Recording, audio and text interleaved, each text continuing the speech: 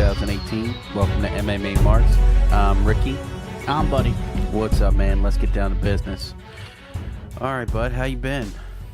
Well, first things first. Fuck my life.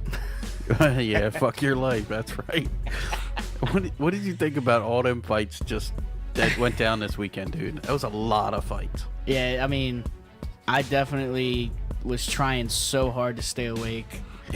But, with work and a few other things going on, it was just really rough. But, hey, the fights I did catch, they were amazing. Yeah. Did you catch any of that Wilder Fury fight?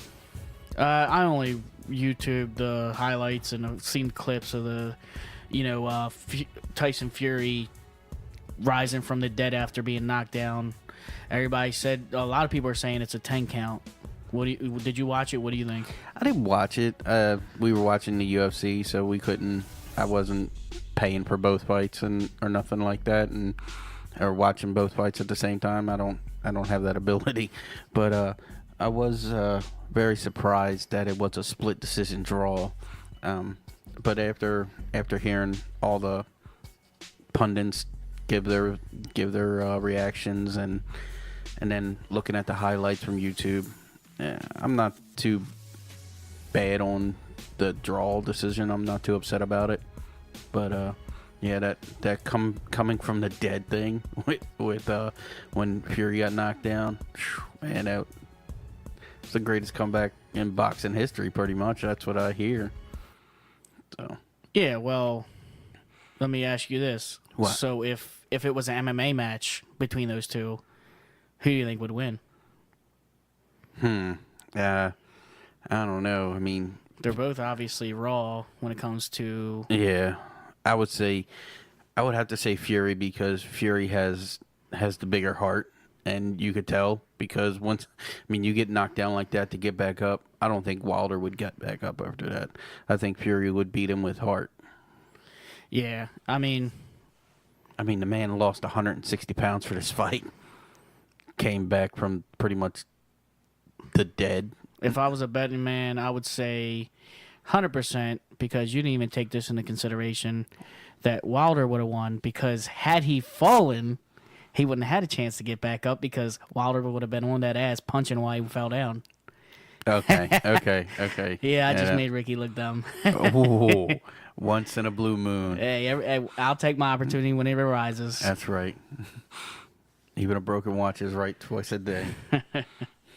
But let's get on with the MMA stuff, man. So we had the tough final. What did you think about that? The finale. Yeah, I mean, there was a lot of cool fights in that. I didn't really watch the Ultimate Fighter season. I haven't watched in a while. I liked the first couple seasons, but I kind of drifted off. Yeah, I think the whole show was played out. I think they need to do something completely different, or something, spice it up, or something different. I'll tell you when I stopped watching was when they went live. For some reason, something about that season just made me not really like it. I tried to catch up a few times on there, but it just wasn't happening. I couldn't get into it. Yeah, I think the first couple seasons you got to see more of the fighters' personalities, and just they highlighted certain attributes about them. I like that more, and I don't know, it doesn't capture my attention anymore. Well, I like the fights, but I only watch the finale. I don't even watch the season anymore. Yeah, well, one good point about the whole thing is, I just thought of this. Back when the first couple seasons, there wasn't as many. There's fights weekly now. Before, it was fights every couple of months. Yeah, it was like once a month you would get a fight. Yeah. And now it's like... Well, no, I mean, even back then, I think it was a couple of months. Really? Well, yeah, first season. Yeah, first couple seasons. Yeah, because then the popularity grew, and then it got, once a month. Yeah, I mean, this weekend, or last weekend, was super hard to keep up with all these fights. I mean, we got a hell of a lot to go over. I mean, Kamaru Usman and Rafael dos Anjos. What'd you think about that guy's performance, man? So that was the main event for the finale. Yeah. Of that night, and honestly, it went exactly as I assumed it would. If anything, Usman was more dominant than I expected. And he said he was only at 40%. He actually said that shit? Yeah, he said that on a post-fight. He said, I'm actually about 40% right now. I think that might have been a joke. Because then he went on Ariel Helwani, and Ariel Helwani was talking to him and said, so what are the injuries that you're dealing with? And he wouldn't tell him. He said, I'm dealing with some, but I'm not going to tell you none of them. I'm not going to give out my stuff. Well, when he first got noticed, everybody was talking shit because he said he was only at 30%. Oh, really? Yeah, his first big breakout was because after a fight he goes, and that was only 30%. Everybody thought he meant he only had 30% effort. That meant but then he had explained to everybody, no. I wasn't trying to be disrespectful. I was saying 30% of me fighting was able to fight because 70% was injured. Now, I didn't watch any after fight thing. I was out. I had to rewatch that fight later. I didn't watch the after fight interviews or anything. Yeah. So with that, Kamaru Usman, he's from where? Nigeria, right? Yeah, but I think. He's a 170 guy, and he's big for the division too. He's as big as Tyron, I think.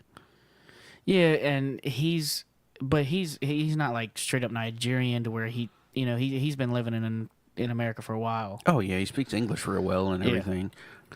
But that mentality, that dominant, raw, animalistic, beat your ass kind of fight, that's what he was doing, and he's a great wrestler too. On top of it, it didn't seem like Dos Anjos had an answer for anything. It seemed like he was just getting ragdolled and just beat on. Yeah, well,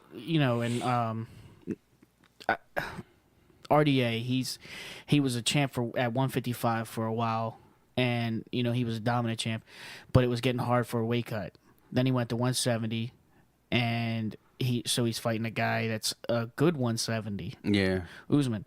I think RDA is another person who would be a great candidate for the 165 division if they ever make it. Yeah, he's definitely trapped between those two weight classes. Yeah, because Usman's it's hard to deal with those bigger wrestlers. I know, man. They just dominate everybody. But he put up a pretty good fight, but you could tell he just didn't have an answer for all that power. It was just not going to happen. So, what do you think about the winners, the heavyweight guys, Mr. Espino and Mr. Justin Frazier? They fought. Was that the triangle win?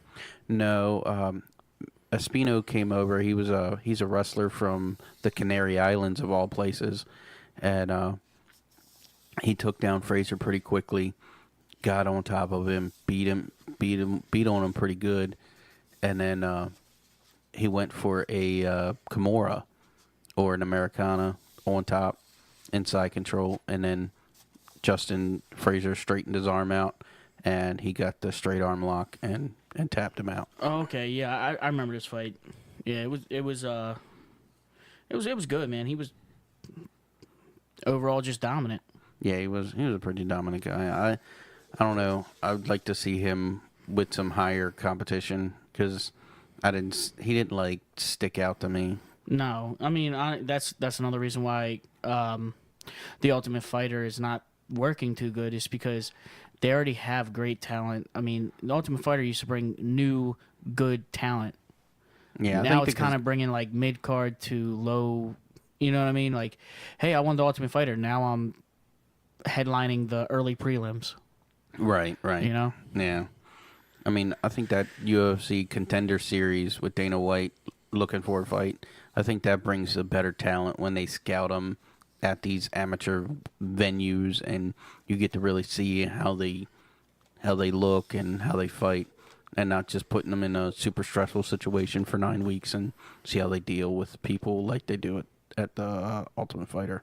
Yeah, but I really like Dana White's looking for a fight. I think it's a cool show. I just wish they would do it more often. It's every couple months they come out with a new episode, if that. Well, the man's really, really fucking busy. Yeah, I'm just saying, if you're going to make a show, you should make more episodes. Yeah. Available. Yeah. So what did you think about the other finalist, for the Ultimate Fighter. Penny, I can't say her name, Kazand, and Macy Chazé or Chazon. So I'm almost Chazé, I think that's how you say it. I'm almost positive that's when Chazon, that's what it is. Macy Chazon. I'm pretty sure I was asleep from that one, and I did not go back and watch it. So tell me about it. Okay, well, Macy Chazon and Penny, they were pretty close on the series. I didn't watch it, but that's what commentators were saying, and they looked relatively friendly. But when that bell rang, they put their friendship aside and they went at it and punched each other pretty hard and didn't look like friends when they were fighting. And then what was it?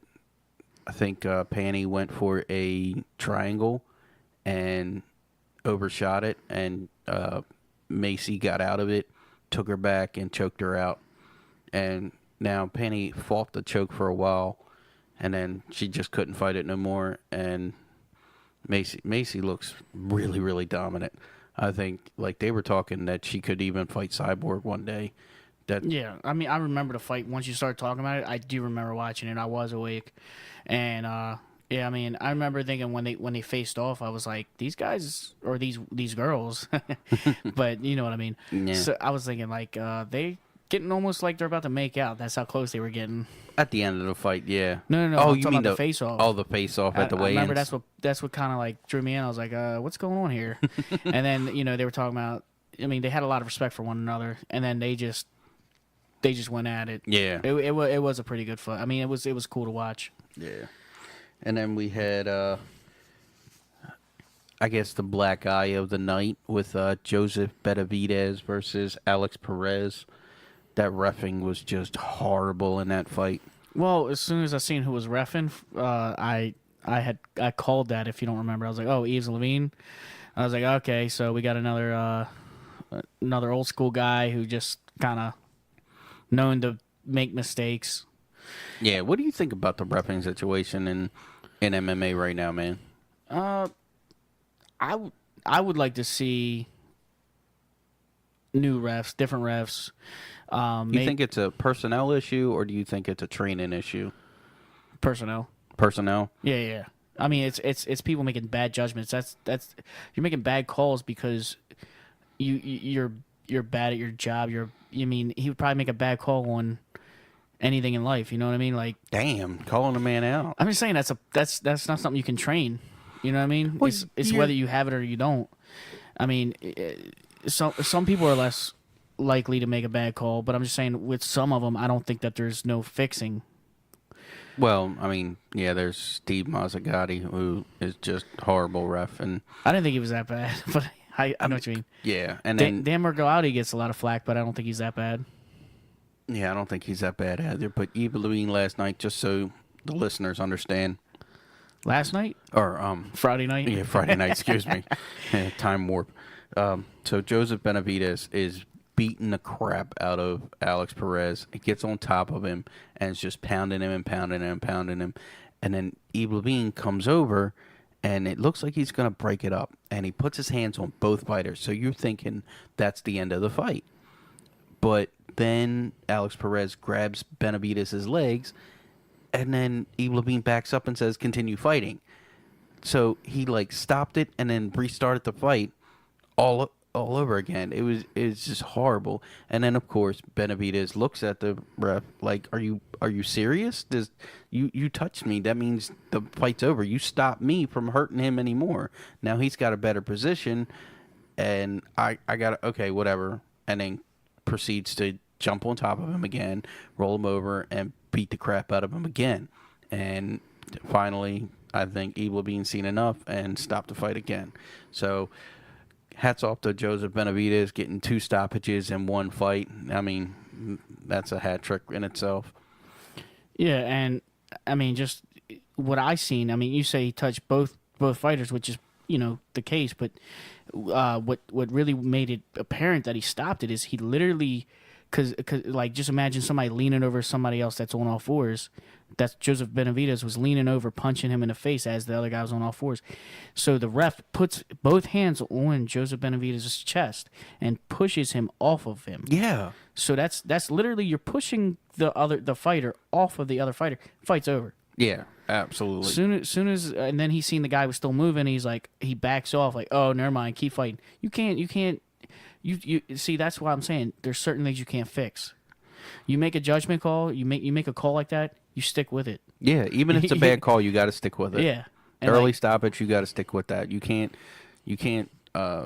do that to another fighter because then you give the opponent the better position. And if Joseph Benavidez would have lost that fight for some ungodly reason, he would have had a hell of a time on that. I mean, I would have definitely petitioned the athletic commission on that one if he would have lost that fight. That was just horrible refereeing.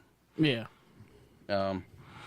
Well, enough about that fight and the horrible refs. What about Mr. Roberts and Horscher?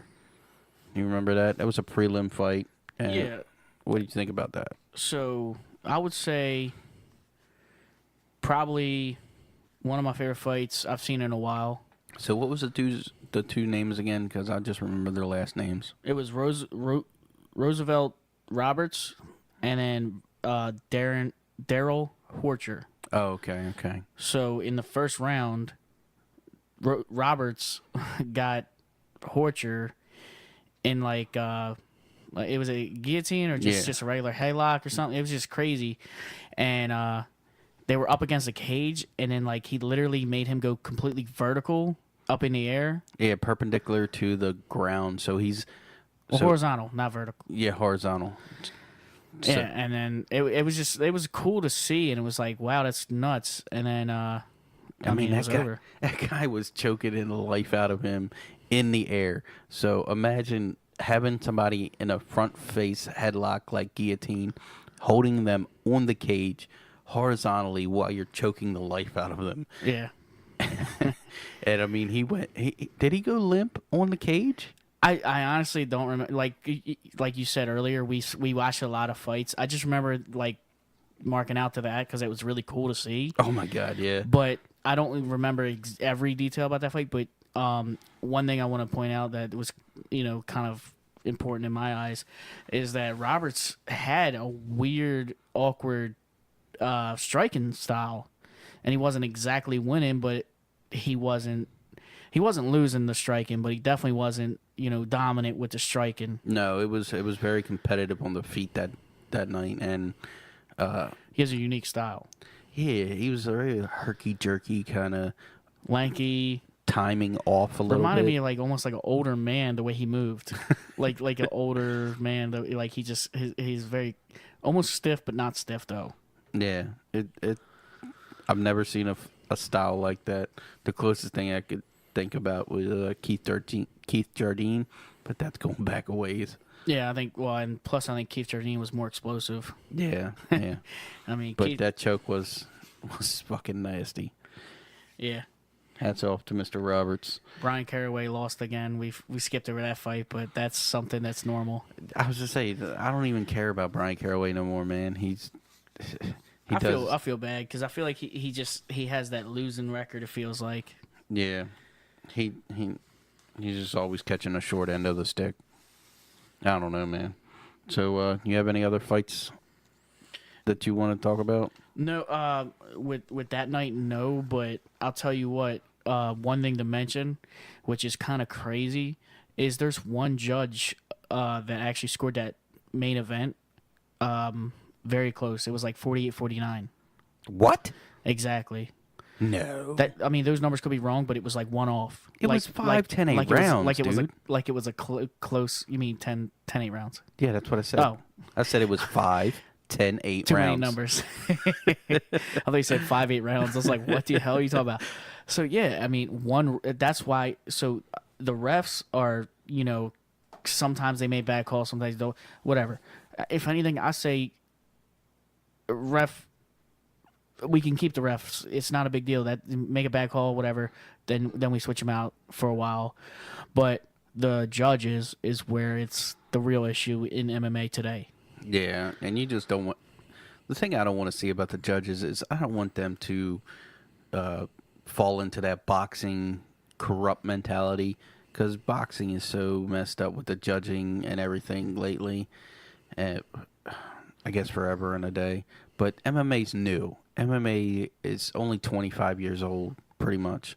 So to get you guys still have time to fix this judging before it gets too late.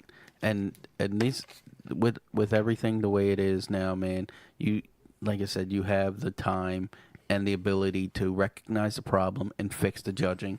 Don't just say, "Oh, it's the athletic commission." No, somebody needs to take the reins and fix this problem. Everybody knows it's a problem. 3 judges suck, and they should all have some type of martial arts experience in one way or another. Yeah. So what's the famous line that was used a lot more back when UFC just started to get a lot of notoriety? Do you know where I'm going with this? No, sir. Never leave it in the hands of the judges. Oh yeah, we used to say that when I was helping train some fighters. We said no judges. But that that's cool and everything. But at the same time, sometimes you can't help it. But why not just fix the problem instead of saying that? Like, you know what I mean? If the judging is so bad to where the president of UFC says never leave it in the hands of judges because we don't know what the fuck they're gonna do. You know what I mean? Like, Yeah. you like think of it in those terms. Like, the judges don't know shit, so don't leave it in their hands. Well, these are huge moments that could change somebody's like life. Yeah, Like there's a winning lot a of money fight, riding on this. Winning a fight can put you in title contention, or it could be a title shot. Yeah, definitely. You gotta fix this fucking problem straight up. It just can't stay like this. You can't finish all fights, and you know what I mean. And that's why there is judges. But if they're bad judges, what's the point? Yeah. Why not just keep going rounds until somebody quits? Whoa. Well, I'm not saying I really want that, but I'm fight saying to the death. Why not? now we're talking. Fight Finish to the him. death. Mortal Kombat. One more fight that we didn't mention was my boy Tim Means, Dirty Bird. Dirty Bird Tim Means. Yeah, he did good. He got a nice first round TKO KO. I think I was out of the room. That was the early prelims. Yeah, I didn't see that. What happened? Anything? Do you remember? Not like I said, I don't remember exact details. I'd have to literally rewatch all these. This is. I know it's a lot of fights to cover. A lot of. I remember being excited. He finished them very easily, or not easily, but as soon as he showed that he was hurt a little bit, he jumped right on him. Jump right on. Yes. All right. So the following night, Saturday night, UFC Fight Night. It was Dos Santos versus Tuivasa. What'd you think? What do you think about the card? What do you think about everything? So the main event, right? Tuivasa. He's a chubby guy from Australia, right? Yeah, he's the New Zealand guy. He's the Samoan New Zealand guy. He's It the wasn't guy- a good night for them. Yeah, but he's still he's the guy that likes drinking out of a shoe. Yeah, you were Shuey. talking last week, Shuey. Oh, that's Yeah. some nasty shit, man. I was pulling for him. Who wouldn't? He's a goofy guy, Yeah. and he's dynamic in striking. But they were going at it back and forth. But I was thinking, it kind of played right into JDS's wheelhouse because he likes them brawlers and he can take care of them real quick. Every fight that he's pretty much won handedly, it's been because of a brawler. Yeah, I mean, so they were doing it. So I remember this fight, and we both rewatched this Had to. the other night. They had an exchange where they were like just throwing hands hard. Yeah, just biting on the mouthpiece, going And shot for shot. It just seemed like Junior Dos Santos barely clipped him, caught him off guard. Now this is where Barely clipped him. That left hook was from. it seemed like it barely clipped him. The way it didn't it wasn't a solid straight up on hit. It clipped him. It clipped him. He turned around and then he got blasted with a left hook. Well, I'm talking about when he first rocked him. Oh, okay, yeah. Yeah, I'm trying to play out the scene here. Okay. So he fell after he caught him with the hook. Then he got they were on the ground. and I'm talking about Junior Dos Santos was beating the shit out of him. Yeah. He kept going in and out of consciousness, Yes. and that was what I would consider a late stoppage. Yeah, I heard some people saying it was an early stoppage. No way. You guys got to rewatch that And watch. and look at the guy. That guy was out and then came back, out, came back, and started grabbing at the air. He was not trying to punch JDS anymore. He was just trying to survive. And Yeah. that was a kind of a late stoppage for the ref. I don't think he realized what was going on. Yeah, because the ref was to behind Ty to Ivasa. If he was on the other side where he could see his face, where the camera was, we could see. You really pay attention to his face. He's going in and out of consciousness. Like he's falling. I mean, he's going limp. and at certain points he's like. He's just reaching, like you said, like at air, and he's trying to fight it, but he don't know where he's at. He don't know what's going on. Right. That was all like memory, muscle memory. Yeah, that was a pretty good fight. That was a good way to end the night. I mean, well, it sucks because they were in Australia, and pretty much all the Australians lost that night, including Mr. Mark Hunt. Yeah, well, all the main card Australians. Oh yeah. But yeah, Mark Hunt, he got He didn't get dominated, but he got worked over with the striking. Justin Willis kind of. If you ask me, he's the new Mark Hunt, Justin Willis. I wouldn't go that far. That's giving a lot of credit. Well, look, I think Mark Hunt has had a bad taste in his mouth since the Brock Lesnar fight. Yeah. So he hasn't been trying. His drive's not exactly there for these fights. Yeah. When he went and fought in Russia, I mean, he was doing good, and then he got choked out. You know, it happens, whatever. But I'm a fan of Mark Hunt. Yeah, me too. I love Mark Hunt. Mark Hunt's a good guy. It's weird because he's Australian, because you wouldn't expect a guy that looks like him to speak Australian. I don't know. It's just he weird. Almost. I mean, in my opinion, because you know where we're from, to me, it's like he almost has like a fancy way of talking. Like I'm like, wow, this guy kind of sounds like a fancy guy. Like yes, he's very proper in his English. Yeah.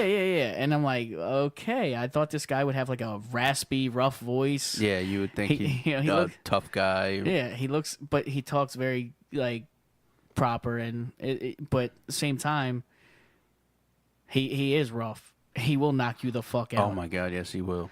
And I'm gonna watch him wherever he goes. So he fought out his contract. That was his last fight, and I think Justin Willis showed real class at the end of the fight. Even though he won, he didn't say anything. He walked up. They tried to interview him. He said, "Look, I'm not even going to say anything. The floor is Mark Hunt's, and I'm going to get out of here." And he let Mark Hunt say his last goodbyes and thank you to everybody. And I just think that showed real class by Justin. Yeah, I mean, I'd like to see Justin Willis fight again, but it's just he's not there for me yet. I'm not too excited, but I definitely there's a little bit of attention from me on him, but at the same time he's like whatever. So where do you want to see Mark Hunt end up at? I could see him go to one championship. That would, I mean, yeah, that would be cool. But it's actually not that far for him now. I mean, he's right there. It's actually a lot easier for him to go up to one championship and stay on that side of the. But I could also on the globe. I could see him going to Bellator and just. There's so many people there that he could duke it out with. Yeah. Imagine him and Roy Nelson going at it. It's been a while since he knocked his ass out. Yeah, and But I want to see him. I want to see him do some new guys, not guys that he's been with. Maybe like a Brandon Vera or something like that in one championship. The guys that you don't know about. Yeah, I mean, if anything, let him take a break. Yeah, he has earned it. He's earned it. He's caught the raw end of the deal for a long time. I hope that guy falls on his feet and gets paid like he should. Yeah, because he's like he's pretty old school about his mentality when he fights. Yeah. You know, he's like, let's get in here and do it. Yeah, I agree. So what about the other old school guy, man, that was on the card that night? Shogun? Yeah. Mauricio Shogun Hua. Yeah, that guy's fought everybody under the sun. Yeah. It goes all the way back to Pride days. Yeah, but his best fight, or fights, who was he fighting? Oh, your boy Hendo. That fight was awesome. Yeah, that got inducted in the Hall of Fame, that fight. Yeah. Just recently. But So his fight tonight, or his fight on Saturday, was against Tyson Pedro. yeah, I had no faith in Shogun. Me neither. I thought he It was a quick old, turnaround rushed. from that knockout he got. Yeah, he just got smashed by Anthony Smith. But guess what? He knocked his ass out. Yeah, it wasn't like a devastating knockout. It don't matter. It was a good fight. It was a good fight, and I thought I actually expected more from Tyson Pedro. What do you think? Did you? Yeah, I think what it probably was is Tyson Pedro probably felt the same way as us and everybody and a lot of other people. Didn't take him serious. Well, I mean, maybe not take him seriously, but maybe to the point where he's like, "Oh, I got this in the bag." Yeah. You know, take him. He probably thought, "Oh, this guy's serious," but he just got knocked out. He don't have no momentum behind him, and hey, I'm new up and coming. Yeah, I thought that too. I mean, when I seen his name on the card, I was kind of shocked. I was like, really? Yeah. I thought he'd be retired by now. I mean, because Hendo retired and Rashad retired. All the guys that he used to fight with are retired, and he's still hitting it. Well, he was young fighting these guys. They were the older guys when he was fighting them. Right. He was a younger guy. But he was going in wars back then. I mean, you could only go through so many wars before you got to hang him up. Yeah. Well, guess what? He still got something left in him. Yeah, he took it to that guy and took him down and pounded him out, ground and pound. And what round was that? Do you know? Third round. Third round knockout. And yeah. You know, the main event was second round knockout. Oh, okay, yeah. It was a good fight. I liked it. I was pleasantly surprised. Any more fights on that? Yeah, there has to be more fights on that card. Oh yeah. What about the crazy Nigerian Sadiq Youssef versus I'm gonna butcher that guy's name. Give it a shot. Mokantarian. Yeah. Mokhtarian. Makarayan. I don't know. Macarena. Hey, Macarena. All right. In unison. Yeah, that's right. But so first of all, what's crazy about him? Like you say, he's crazy. You mean like in a good way? Yeah, definitely in a good way, like, man. I was like, what? Don't disrespect the boy from Maryland. Yeah, he trained in Maryland. Yeah, when he said he was from Maryland and stuff, I was like, oh hell yeah, we gotta root for this guy. I followed him instantly. Yeah, and I was like, I gotta. This is hometown. And his striking was just brutal. Yeah, he was throwing bombs, dude, and like the refs stopped the fight while they were both standing. Yeah, because a guy was just taking punches and had no answer for them whatsoever. Rights, left, right, left, right, left, right, left. This guy was just getting his ass whipped. It resembled Rocky when he was, on his comeback at the end, the last round when he pushes him against the ropes, and the guy kind of just turtles up on the ropes, and he's just working the shit out of him. That's what he did. The guy. And he wasn't working his body; he was working his fucking head. Well, yeah, he's just getting rocked. And the guy put his hands or his arms in front of his face, but he was like, I don't give a shit. I'll hit your hands. I'll hit your arms. I'll hit your face. Wherever he was just throwing hooks and everything. Oh, my God, yeah. And you could hear it. Oh, my God, them smacks were so loud. Whew. And then once he stopped, he just stood in the middle of the cage, arms up. Are you not entertained style?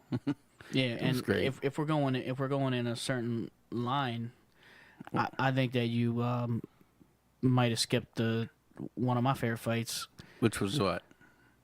Jake Matthews. Was it Jake? Yeah, I think it is. Jake Matthews versus Tony Martin. And Tony Rocco Martin. Tony Rocco Martin? Yeah. I was excited about that fight because the last fight he did, that was a banger, and he just went at it. And that was... So what happened in this I fight? believe it might have been the same. It might have been as quick as a turnaround as Shogun. They might have fought on the same night. Oh, okay. So Jake Matthews. Yeah. He's known as a guy that goes back and forth with everybody. You know, lately here. So he's a brawler. Yeah, and he's got cardio, and he can so he can just throw the shit out of his arms and legs, and he can just keep going and keep going. And he fought, and then Tony, he's just getting a little momentum behind him, you know, and he's just tearing, and he's doing good things. And I'm big on this guy Tony. I just like the way he fights, and when he fought, Jake was coming at him so hard, but then he kept slipping in and catching him and stuff, and he knocked him out. What round? What round? Did he knock him out? Yeah. He stopped him. I didn't have any notes on this fight. Yeah, but either way, like right after the fight finished, his interview, which is cool because like it touches on something we were bringing up too, and a lot of people are bringing up. It's in the chatter of MMA is the 165-pound division. Yeah, man, we need to make more divisions. Both of these guys have done 155. Both the guys in this fight that we're talking about now, they both were at 155 at one point, 170. They fought at 170 just now. But they both probably could do the 165. But Tony Martin literally said, "Hey, build a new division around me." And he even said, "Well, he's like fuck Askren." You know what I mean? Yeah, fuck him. You know, he's like, fuck him, build it around me. I'll whoop everybody's ass at 165. Yeah. So, I mean, a lot of people are really excited about 165. You know, all these fighters. It's a common weight that a lot of guys would rather do. Yeah. Yeah, but, I mean, then you have that guys going for 55, 65, and 70. But like we said before, you got those guys that are just caught in between the middle of those two weight classes, and 65 would be perfect for them. I think they need to at least try it, give it a year or whatever, or trial period, a couple catch weights, and see if it really takes off, and then see what happens. But they got enough fighters for a whole division for that fight, and they definitely need to try it at least. Yeah, and, you know, instead of having 170, maybe have 175. Oh, so go 155, 165, 175? Yeah, and then 185. It sounds more even anyway. It does sound more even. Like everybody's like, oh, no, if we do 165, what are we going to do with the 170? Let them have 5 more pounds. I'm sure everybody at 170 would love that. That's not a bad idea. And then the guys that are lighter than... The guys that were the smaller 170s and, like, that wouldn't, like, oh, I don't want to do 175... Well, guess what? Now you got 165. Now you got 165. Cut some fucking weight. So choose one or the other. Yeah. Yeah, that's not bad. And then if you got the guys that are really dead set on 170, maybe have a catch weight. Yeah. You know what I mean? If you're that dead set, but choose one, dude. Yeah, I'm sure every fighter in 170 would like either to go down 5 pounds or go up 5 pounds. Dana White is constantly saying that it's not happening. Which means he lies like a fucking rug. Which means it's definitely happening. Who lies more, Dana White or Vince McMahon? But I'm just saying, anytime Dana White says anything, like there's always memes. Like Dana White said, "This is that's absolutely not true." Yeah, it must be true. that's how it is. Yeah, definitely. Man, I remember. So just to go into this fight, Crute, I think is how you say it. He's an Australian. Mm-hmm. I think, yeah, he's Australian, and fighting. Last name's Craig. What was his first name? I can't remember. I have no idea. Either way, I was thinking that Craig was going to win. Absolutely not. Do you remember this fight? This is right before the Sadiq fight or the Yusuf fight. Yeah. I'll remind you if you don't remember. So they were going at it, hardcore. Mm-hmm. We were both like, "Oh my god, this is crazy," and then they went to the ground. And then at first we were like, "What's going on?" And then Crute had these crazy, awesome transitions, and he just showed complete dominance. And he was just like doing some shit we ain't never seen. You don't remember? Remember, it was like 1 minute he was here, 1 minute he's here. Yeah, he was putting on a jiu-jitsu clinic, wasn't he? Yeah, like his transitions were crazy. Oh yeah, that's right. He had him up on a cage and he was doing like these sick twists and turns and just going around the guy. Yeah, but Craig was still, catching him with little things, and it was just it was a really cool match. If you have anything against like ground, like everybody's like, oh, I only like striking. Watch Crute versus Craig. That's Crute Crute versus Craig Craig. Watch that fight. Watch the groundwork, and you'll say ground can also be exciting. Oh yeah, yeah. It was transition, scramble after scramble, transition after transition, and you could really see the chess match between the two guys. It was a good fight. Now that I do remember that fight. Yeah, I like that. Group came out on top though. Yeah. And then, it just coupled the other matches, the prelims, not really much notable. I mean, Yushin Okami fought and got his butt kicked. Yeah, and Wilson Hayes got a win. It wasn't, It wasn't that good, dude. Nothing to write home about. Like I said, the prelims. The prelims, the early fight pass prelims, they were cool and everything. They just weren't worthy to talk about. Nah, nothing stood out. There was a couple decisions, and that was maybe a knockout here or there, but nothing that like jumped off the card. So I'll tell you what, dude. There was the UFC coming up this Saturday. There was a press conference. I watched that live today, and you can tell everybody I called you. Yeah, you called. And he was in the middle of like doing something with his daughter. He sounded annoyed, but I couldn't help myself. I was watching. I got so excited, and when he answered the phone, what did I say? Oh, you said Max Holloway's gonna win this. No. The first words out of my mouth, blessed era, baby, because he always talking about it's the blessed era. Yeah, he is. Max Holloway, 145 versus T City Brian Ortega. I can't tell you guys. I'm rooting for T City. I want Ortega to win. Max Holloway's the champ right now, and Buddy over here thinks from a press conference that he can tell that Max Holloway is gonna win. I think he's got another thing coming. I think TC's gonna submit this guy. Look, let me tell you this. Okay, if you guys haven't already heard it, go back and listen to our earlier episodes. They're good to listen to. But in one of the earlier episodes, I actually said, oh yeah, I'm gonna go ahead and go out on a limb and say it's Ortega. I got Ortega winning. And I said, you flip flopping motherfucker. But I also said in that episode, I said, yeah, because I'm scared Holloway doesn't have it anymore because he was acting really strange because of his recent injuries, where they were like stroke-like symptoms. They don't really know what's going on with him, and he just seemed very like out of it. Yeah, he was off. He was, yeah. But at this press conference. Oh, he was on point. He looked like he was a WWF superstar, talking smack left and right, looking pretty. He won the press conference. Oh, yeah. Yeah, Ortega was like, me and him aren't going anywhere. Nobody's at the room at the top. And he started to say it again. I'm like, dude. So you watched it too? Yeah, I had to. Let me ask you this. Did you remember this part? So, Ortega, what do you got to say? Do you have a response for that? Sometimes the best response is no response.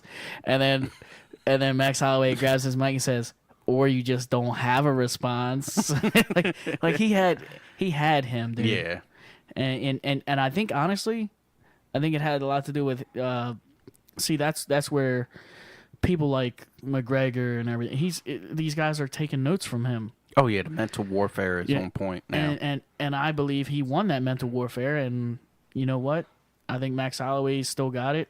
I mean, he seems like he's back, and we definitely will see Saturday. Yeah, we're gonna see once he gets hit in the head if all those concussion syndromes don't come rushing back. And he gets knocked out real quick or gets submitted even faster. So, you're big on Ortega. I like Ortega. He's good. Well, because he fights with Henry Gracie, and I really like that guy. I keep hearing all this nonsense, complete nonsense, saying that he's an undefeated fighter. Who's undefeated? Ortega. That's what I hear. There's a 1-no contest.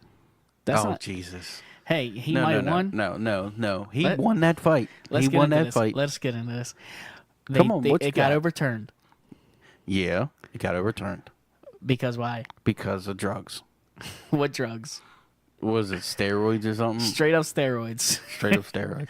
This is back in 2014, so I mean it's maybe not relevant now, but he openly admitted it to everyone that when he got caught, he admitted to it. Yeah, he was a man, That's fessed a man. up like a man. But that's also saying, hey, you know what? I'm gonna cheat when I get if I can get away with it. Which No, most people that is will. not what he's saying. That's not what he's saying at all. He's saying he messed up, and now he's owning up to it. He said, "Look, I cheated. I messed up. You can take the win," but he didn't lose that fight. He choked that dude out. That dude got his shit split. So technically, if you want to go about it, he has a no contest. His record is not squeaky clean, but he's undefeated. He hasn't been defeated at all. Okay. I mean that's how it is. That's fact. But But I mean, what? I think that no contest should be brought up more often. Oh yeah. I mean, come on. He's not a John Jones. He's not a habitual guy. This happened in 2014, 2015. This is still early in his career. Yeah. John Jones's little stints that happened, or whatever you want to call it. Stints. He went on a binge. So whatever. More than once. His little hiccups that he had in his career. Mm-hmm. They didn't really start happening until he started making championship money. When was he not making championship money? Until he got the title. I would say honestly, he didn't really get into any big trouble until he got the title. What was he, 7-0 when he got the title? All I'm saying is, come on, Ortega's if Ortega 9-0. wins, he's going to go down the John Jones path. Fuck no. Get the fuck out of here. Hey, once a drug addict, always a drug addict. Whoa. Nah. Come on now, you can't say that. There's got to be hope for people somewhere. I don't even think that he probably was just using it because this is back, like I said, 2014. He probably honestly, I'm saying this just to say it, but now being real, he probably was using it thinking, well, everybody else is using. Tell me how you really feel, man. No, for real. He's probably thinking that everybody else was using steroids, so he's going to use them too. Yeah. It was running rampant that back then too. That was before USADA and all that stuff. Yeah, so I mean, I don't really think that his mentality was I'm trying to get an edge. He probably was just saying, hey, if everybody else is taking steroids, why don't I? Yeah. Like the Diaz brother says, everyone's on steroids, and most of them probably still are. Hey, I don't. You might be right, but I'm telling you one thing: Ortega has not been defeated yet, and Max Holloway has been defeated. So we're gonna see how blessed this Max Holloway guy really is. And yes, he's the champ, and he's got 12-0. He's on a 12-fight win streak. Yeah. What is Ortega? 6? 9. So Ortega's on a nine-fight win streak. What? So how many fights does he have? Yeah, 10. I think 10 fights. That don't even make sense. Well, the no contest. The no contest was like let's look up his record. It doesn't matter. No, motherfucker. Let's look up his record. All right, you looking it up or am I? Because I probably pulled it up faster than you. Okay, pull it up. I got Sure Dog on Google speed fight. dial. Come on, Google fight. What's up? I'm on my phone right now. What you got? He pulled out his phone first, so if he wins, it's Okay, because come he on. started earlier. Yeah, whatever. I know he won't, so what am I talking about? Okay, pull it up. All right, come on. What you got? No, not yet. Not yet. I'm winning. I'm gonna win. Brian, not Brain. I'm loading the Sure Dog webpage. All right. He's got 14 wins. Oh my God, you son of a bitch! 1 no contest. Look, I started later than him, guys. It's just there's a generation gap, and I'm better at technology. Oh, what he got 5 years on me, motherfucker? Fuck you. 6. I got a shitty fucking phone. So what? So let's see. So he's got 14 1, wins. 2, 3, 4, 5, 6. He's on a 6-fight win streak since his no contest. Okay, 6 fights. And Max is on what? 12. 12 fight. Okay, 12 fight win streak. Yeah, and he's just they're both very top high level fighters. Oh yeah, yeah. This is exciting. A lot of people are asking. A lot of people are saying, is this more exciting than Jose Aldo versus McGregor? And I think, as a hardcore fight fan, it is because it's more evenly matched. it's more evenly matched and it's more technical. Yeah. Like with Jose Aldo, and Jose Aldo is my favorite fighter. It wasn't going to be a technical. It was going to be a brawl. That's what you were hoping for, and it turned out to be a 13-second smash. But Well, so another thing, I believe that this fight, so Jose Aldo versus McGregor, they advertised and they really were trying hard to build this fight up. yeah, Max Holloway versus Brian Ortega has its own storyline that was very. them two have been chasing the top ever since No, they but started. it's a very organic storyline that happened. Yeah, They were supposed to fight, then Max Holloway had a weird injury thing, and it's just the drama was there without needing to go on a world tour. and build it. It's just and the fact that the fight sells itself. Everybody wants to see this fight. Yes. Just because of the skill level. Yes, I agree. Just because of their talent, not because of their hype and their mouth. Yeah. Is all their actions speak for the sport, and that's what makes it exciting for me. This is like one of the most exciting cards for me in a while. Yeah, I mean, what you got? Joanna Jędrzejczyk and Valentina Shevchenko.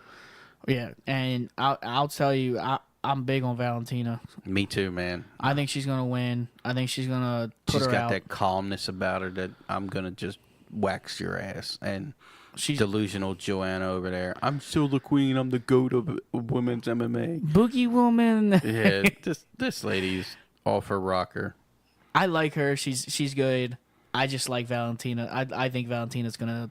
I think she's better. Yeah, she is better. I think so too. So what else is on that card that you've seen? We got that Gunnar Nelson guy.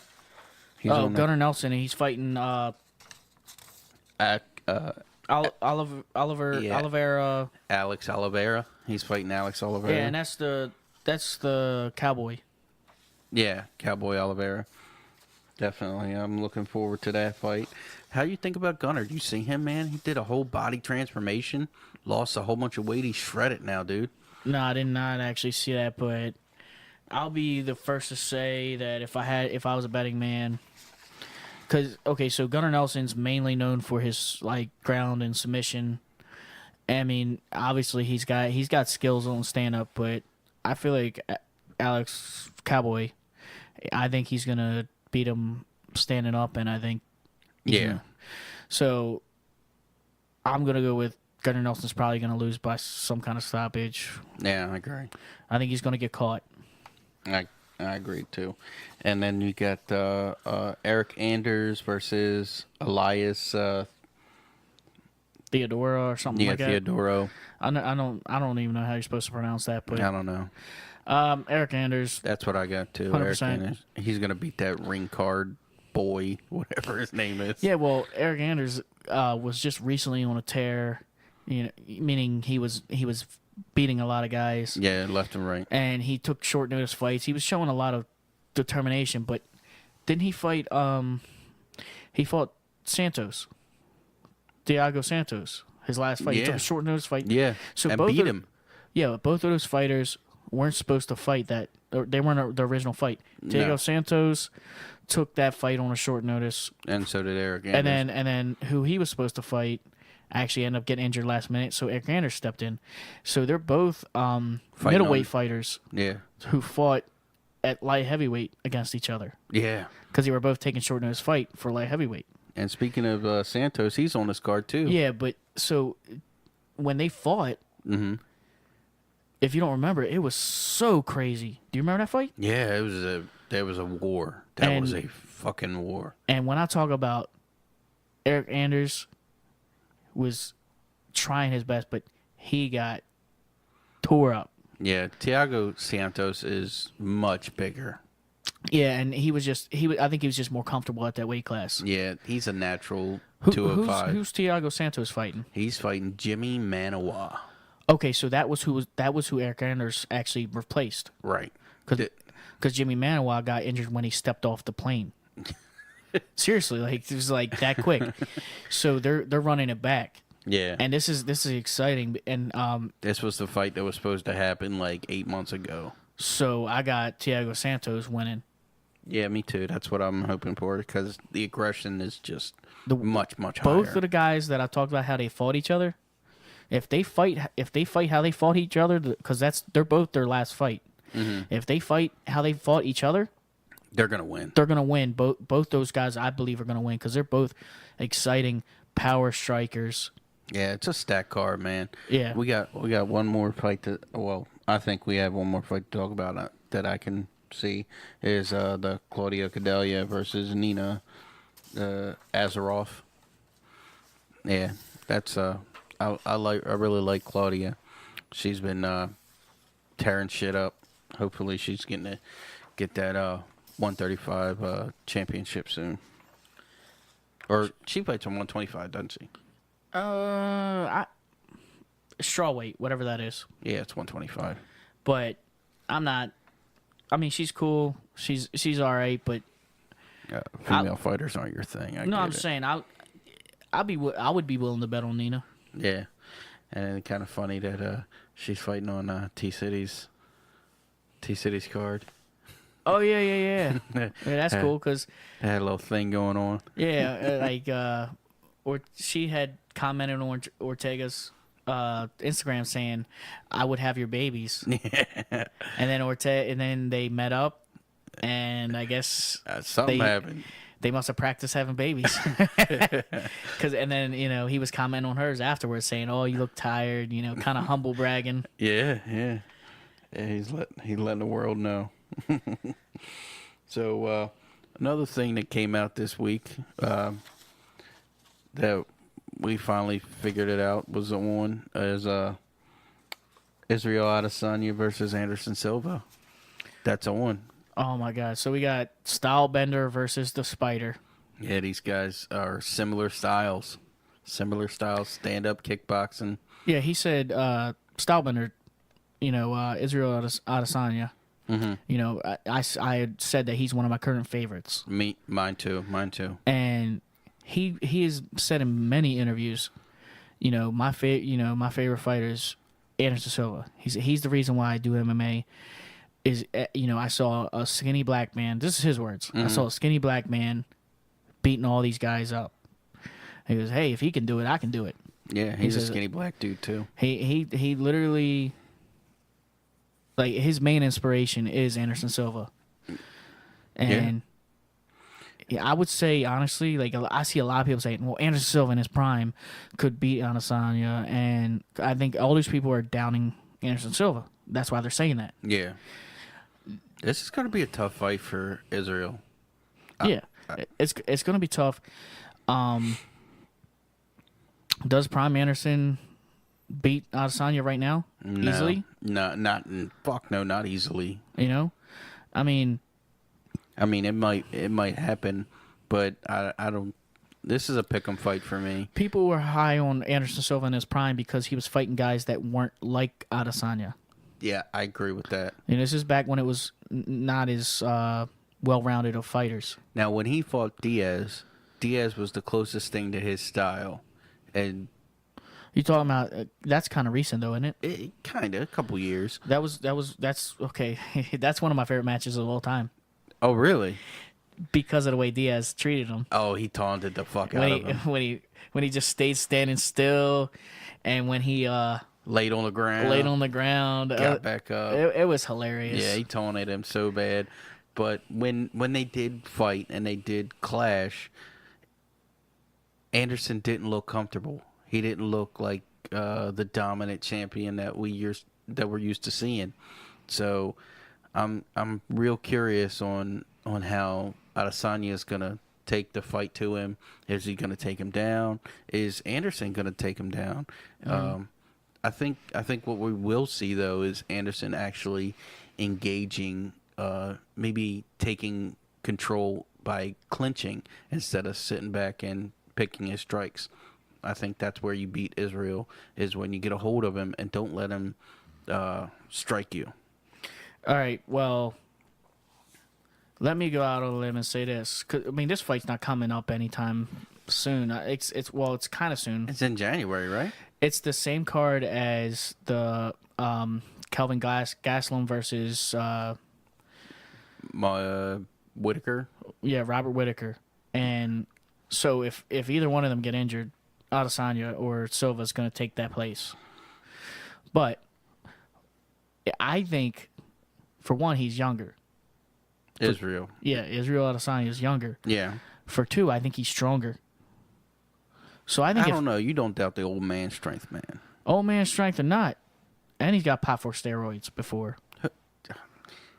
Yeah, He did, 100%. Okay, He got popped. Okay. Yeah. But that don't matter. Guess what? What? He's younger. He's stronger. Old man strength. So you're down Silva. You're saying Silva goes down. I think if he clinches or tries to take him down, Adesanya is going to have his way with him. I don't know about all that now. Now, I think Adesanya might squeak this one out, but I don't think it's going to be real quick and easy like everybody's saying. It might not be quick and easy, but I think that if Anderson wants to keep it, competitive, Yeah. they need to do just stand up. Yeah, I'm. Anderson needs to do that whole But you play with your head and move. And He's not going to be in that man's head. He's not. The only thing I can think that might happen is, even though Israel said in his own words that this wasn't going to happen, it might. That when you fight your hero, you get a little starstruck. And kind of like GSP did with Matt Hughes back in the day, where he couldn't pull the trigger as quick because this is his hero. This is the guy that got you in MMA. This is your dream match. The kind when you first started MMA, man, what would it be like if I fought Anderson Silva? Man, I can't wait. And DC versus who? Dan Henderson. oh, and he ragdolled the That was his fuck hero. out of- He even said, I love Dan Henderson. Yeah. So it's not always the case, dude. Okay. Good point. Look at that. See? You're right twice a day. All right. And the cool thing about this was Israel is saying that he had some master plan that he sold Dana on, and he asked for this fight. This wasn't like a matchmaker fight. Yeah.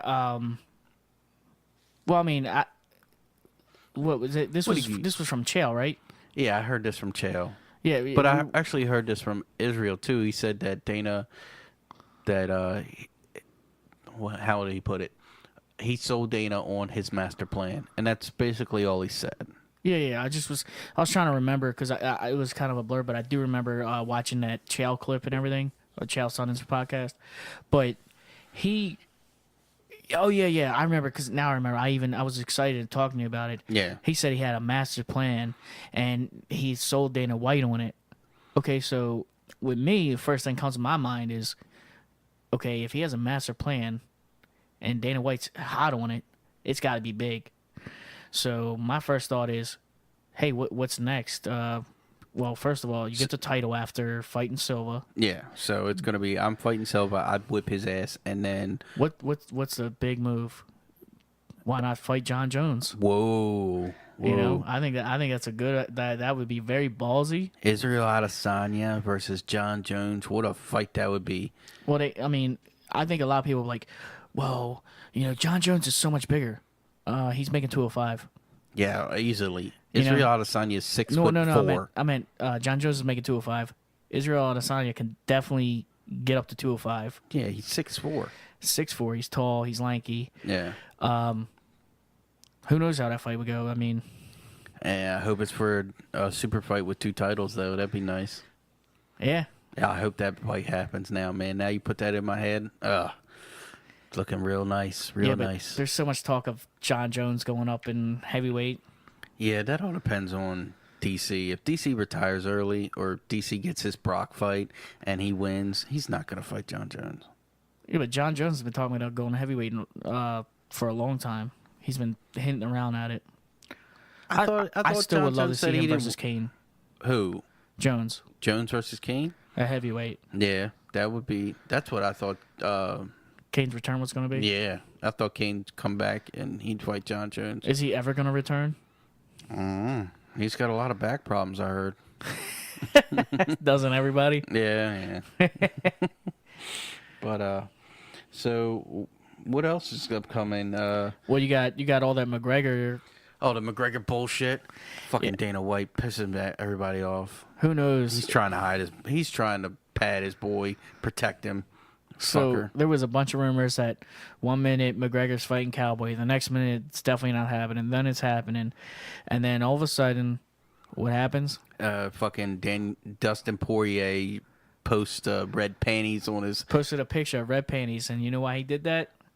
Because at one of the press conferences, McGregor said, when you fight me, you call home to your wife, hey, baby, pull out the red panties. Yeah, we made it. We're rich. Yeah. So Dustin Poirier is saying, hey, you know what? Time to pull out the red panties. That's right there. Yeah, he's fighting McGregor, and I think this is just Dana White's. It's not official. It's not official, but if it becomes official, we'll let you know as soon as we know. And I think, personally, Dana White's just trying to protect McGregor because he don't want Cowboy beating him. Because if McGregor loses one more time, it's going to really hurt his little cash cow. Well, I think it will be a lot closer than it was the first time they fought. Poirier versus McGregor. Oh, well, yeah. But the thing is, I think if you're talking about Dana's idea, if this is Dana or whoever's matchmaking right now, I believe that this is they're trying to. He's a cash cow, you know what I mean? He is. They're trying to build his confidence back up. Yeah, he needs a tune-up fight, but you can't give McGregor just any tune-up fight, just like some no-name scrub, and just have him whip the guy's ass, because that's going to be really obvious. So he's trying to mask it with this guy, Dustin Poirier, and Poirier's good. He's got good striking. he does. He's a way different fighter than was when he first fought him. I mean, they both fought Eddie Alvarez, and they both beat Eddie Alvarez. So, I mean, McGregor starched Eddie Alvarez, but Poirier kind of had a time with him. Kind of went to a war. But to go back to what seems like the theme might be tonight, who's to say it's at 155? What do you mean? Come on, man. Maybe that's the first 165 fight they have. No. Because Dustin Poirier versus Nate Diaz was supposed to be the first 165 fight. Yeah. So maybe they were like, So that what fight's you're gonna? off. So we're gonna see McGregor versus Poirier and 165. Diaz versus Cowboy. What about that? That would be the fight night of the rematches. Yeah. Because let me tell you what, Nate Diaz beat the shit out of Cowboy. Yeah, he did. So he got in the man's head before the fight, and he did record-breaking lands of strikes. It was like over 200 punches landed to that guy's face. Yeah. And that's not even an exaggeration. It was over 200. Okay, so to put that in context, Diaz doesn't punch like a fucking freight train. He punches like a boxer and jabs the shit out of you, and jabs and hooks and jabs and hooks. It's not a whole bunch of power behind all his strikes. He beats you with volume. He doesn't beat you with power. So I mean, when you hear, "Oh my God, over 200 punches landed to the head," yes, that's a great record, but it's not like super damaging with everything. Well, with that being said, I want all the listeners to know that I'm going to force him to rewatch that match with me and tell me that none of those punches hurt Cowboy. I didn't say none of them hurt him. I just said Diaz beat you with volume, and Diaz isn't known as a power striker. You don't need to be a power striker to dominantly beat the shit out of somebody. No, you don't. He beat the shit out of Cowboy. Doesn't matter. So when they run that back, how are you going to get Nate Diaz interested in that fight? Because they say he beat him so decisively now. What do you mean? How are they going to get him interested? Yeah. You know how? Because it's going to be main event and co-main event. And then he's going to say, guess what, Nate? Whoever wins this match between you and Cowboy, has the 165 title next. So what you're gonna say? So we're looking at McGregor versus Dustin and As the title for 165. for 165, and and if McGregor wins, we're gonna see Nate Diaz McGregor 3. Yes. I don't want to see that. Dude, fight. that's been rumored for a while fight. now. Fuck that fight, man. I guess Nate Diaz I'm beat super him biased twice. on it. I mean, not officially, but if you watch that match, Yeah, I think I gave the fight to Diaz. yeah, I think they just were protecting McGregor again and let McGregor win that second fight. You guys He watched. did a lot better. He yes, he did. He didn't get choked out. That was for sure. But McGregor did a lot better in that fight. But he didn't. I don't think he did enough to win. I think Diaz beat his ass. But so that would be cool to play it out that way. I don't know about 165, but Come on now, why not 165, dude? They all these guys we're talking about, literally limbo back and forth. Yeah, and I know it was just 165, 165, and that was the whole Nate Diaz Dustin Poirier fight. When that fight started, they said let's do it at 165. We'll be the first. Well, guess what? They got those 4 guys. They're big enough names to where they can start a division around that. Oh yeah. I mean it's definitely Yeah. feasible. You got Ben Askren. You got the guy. Now I thought Tony. Ben Askren was going to be in 170 division. Isn't he going up against Robbie Lawler? Yes, but he also was saying he wants to fight 165. He said that's a good weight class for him. Yeah. He actually said that he would meet Khabib at 162 and a half or something, because he said he can't make 155, but he said he'll meet him halfway. But he said he definitely would like to fight him at just 165. I mean, I think you got Askren, you got all the other guys we just listed. You got plenty of guys, dude. They really need to start that division. I think it's very interesting. So this is a episode about the charge for 165. Fuck the judges, fuck the refs. 165. Let's get it. All right. So after all that, what other stuff we got coming up? Stuff that we know is coming up. Right after the Ortega Holloway fight, we have Kevin Lee versus Raging Al 2. What do you think about that? I think Al Iaquinta is gonna come back with vengeance. He's gonna they had a close fight or whatever you want to call it. Right. Now I love both of these guys. Kevin Lee is a really good fighter to me, but when I seen Raging Al go against Khabib, that show that he put on was just, it made me like him a little bit more. He don't now. have stop in him. No quit at all.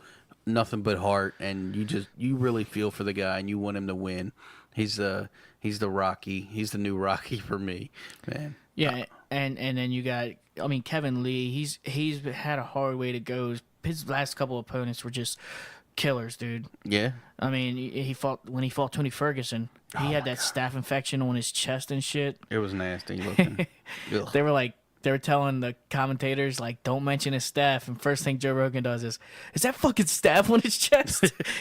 I remember. I mean, you could not see that. And DC has said on record, he's like, I literally just heard him say, don't mention staph. And he's like, and then Joe's next to me talking about, oh my God, is that staph? He's like, I had the comment, like, yeah, I think that is staph.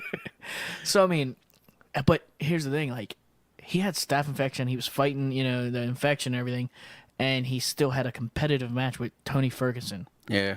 Who's a very, very good fighter. Yeah, I mean, he's going to be the 155 champ, I think. He should be the champ right now. Well, yeah, he has every what is that? Right to it. He was an interim title, and then the title got straight. It's just it's a shitty way. They're doing their best to get that division back where it belongs, but make that division great again, Colby.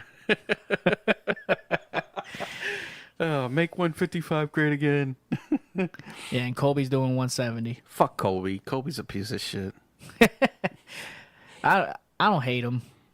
I don't bit... hate him, but he's McGregor light. That's what he is. No, he's Chael Sonnen light. Oh wow, yeah, okay. I'll even go there. Chael Sonnen Light. He's all talk, and Yeah, then and he's just a he's wrestler at that. but the thing is, like, his shit talking is borderline cheesy. It's super fucking cheesy. But I mean, some people enjoy that. Yeah, yeah. To me, it's, a lot of it's the fact that It's obnoxious. it's so and outrageous. annoying. To me, that the fact that it's so outrageous of shit talking, it makes me laugh. Did you see the shit that he did with the shower? Yeah, dude. That I mean, that's funny. He's like cardio time, and the girl, because there was a girl in the shower. He's like, she's like, oh, come on, come back in the shower. He's like, yep, time to work on my cardio. I'm the cardio king. Yeah, he has the belt in the shower with him. Like, He's a funny guy, dude. I mean, I guess he does say some outrageous shit sometimes, but you got to try and sell these fights somehow. Yeah. I mean, he's not completely disrespecting people. I wouldn't say so. yeah. He's attacking their skills and stuff. You know what I mean? He's not like, I know Kamaru Usman wants a piece of him. yeah, because Kamaru's got that old school mentality where he's like, hey, you talk shit on the internet. And when I see you face to face, you don't even want to look at me. He says Colby can't even say his name. He calls him Colby Duckington. Hey, that's a good one. Yeah. And you know what Tyron Woodley calls him, right? What? I think he says Colby Queefington or something like that. Yeah. Yeah. Well, I think Tyrone's gonna beat the crap out of him. Yeah, because he said that belt's a boo-boo belt. Yeah, it is a shit belt. First he has it, then he stripped, now he has it. It's like, is it a fake belt? Is it a real belt? Who knows? Who knows at this point? So another fight coming up that I'm really excited about Is what? John Jones. Oh, John. He's finally returning. Yes, John Jones coming back from his crack binge.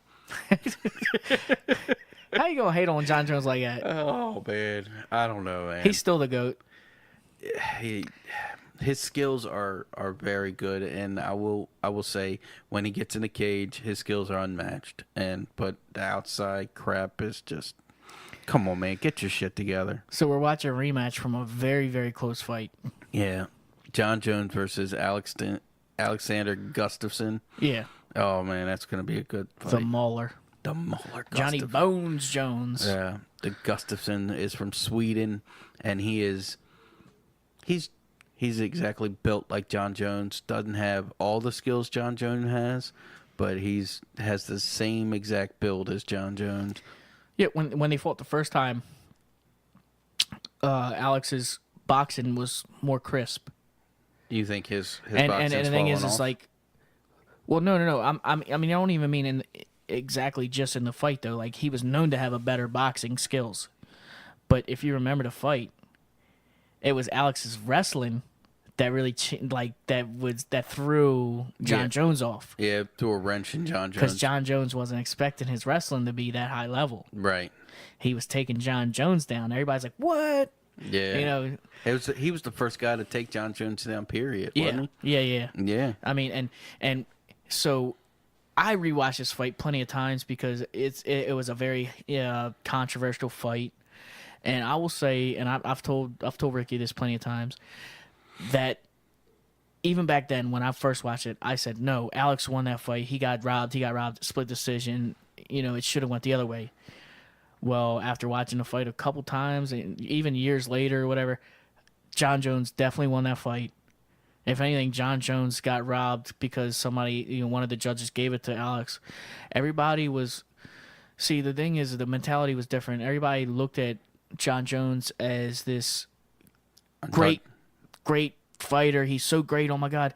And the fact that anybody got off any decent offense on John Jones, they gave him the round. Like, no, you didn't actually win that round though, but like, oh, you did a little bit. You did a little bit of work, so we never seen John Jones get even hurt at all. So hey, he definitely won that round. Like, nope, because John Jones still did more. John Jones looked worse after the fight, though. Yeah, he did. Yeah, His eyes was all fucked up. Yeah, he definitely looked. He definitely got more damage done to him. But So since that fight, do you think Alex has gotten better or worse? I'm thinking Alex had to have gotten better. He's fought more than John Jones. at this point. And I mean, the boxing's still there. The wrestling's got a little bit better. I don't know, but The cardio's not there like it was. That I question. well, what people are forgetting, a lot of people, or not realizing, Alex hasn't fought longer than John Jones. John Jones's last fight was more recent than Alex's last fight. Was it? Yes. Wow. So even though John Jones has been suspended, this and that, Alex has had injuries and other things happen. So John Jones has fought more recently. Oh, shit. Okay. Well, I'll take back what I said. I'm just saying, I mean, but it seems that way. I understand, but Yeah. I had to go back and fact check that one when I heard it said on, I think, Unfiltered a long time ago. And John Jones, I feel like he's matured. I think he's going to take this fight more seriously, and I got him finishing Alex. Yeah. That's why I'm excited. I want to see John Jones come back new and improved. Yeah, it'd be nice to see a better version of John Jones, if that's even possible. Who's the co-main event of that fight? Do you know? Yeah. Who? It's 'Cause I Cyborg forgot. Santos versus Amanda Nunes. Okay, Nunez or Yeah, whatever. Nunez, whatever. That's an interesting fight. Yeah, the Lioness just knocking people out at 130, 125. Isn't she the 125-pound champ? Or 135. No, she's the 135-pound champ, sorry. So she's going up a weight class to meet the unstoppable Cyborg on 145. And I'm telling you what, man, if anybody can give Cyborg some competition, it's this lady right here. And she punches like a freight train, just like Cyborg. I can't wait to see these two clash. Yeah, I mean, Amanda Nunes, her striking, the way she punches, she just punches better than a lot of the men that we see fight. Straight and just Very solid. very solid. She's not, she's not a very muscular woman like a lot of like her opponent, Cyborg. Cyborg's a very muscular, fit woman. Yeah. I mean, I wouldn't say that she's not muscular, but she's definitely not, that bodybuilder look. Right. But she punches like very, very hard. Yeah, she destroyed Ronda Rousey. Yeah, and destroyed her. and Miesha Tate. And Miesha Tate. And Raquel Pennington. Yeah. She made Raquel Pennington quit. And yeah, And then her corner, Raquel Pennington's corner, threw her back out in a fight to get destroyed even more. Yeah, these are two Brazilian women, and Cyborg has been. She's been the most famous or the biggest hyped female, even before Ronda Rousey was a thing. Yeah, she's been on top of the world since what, 2003? I know a lot of men wouldn't want to fight her. Hell no, I wouldn't want to fight her. She's scary. She is just, whew. Yeah. Ricky wouldn't want to fight her. He would want to make love with her. I'd rather make love than war with that girl, man. She's wow, man. She'd take my fucking head off. She'd take your head off. She'd ragdoll your big ass. She'd have to, because I'm coming at her with every force. I'd fight her. Oh yeah, I'm sure you would. I'll fight you. See, I don't mind beating women like you. I'll beat you right now, woman. Oh yeah, whatever. Fuck you, man. So what do you think? What do you think, man? You want to get out of here? Yeah, actually, my ass is getting a little numb sitting here. I had to stand up. I think it's coming to the end of that 5th round, don't you think? Yes, sir. Let's get out of here. Yeah. All right, man. I'm Ricky. Hey, I'm Buddy. We're out of here. See ya.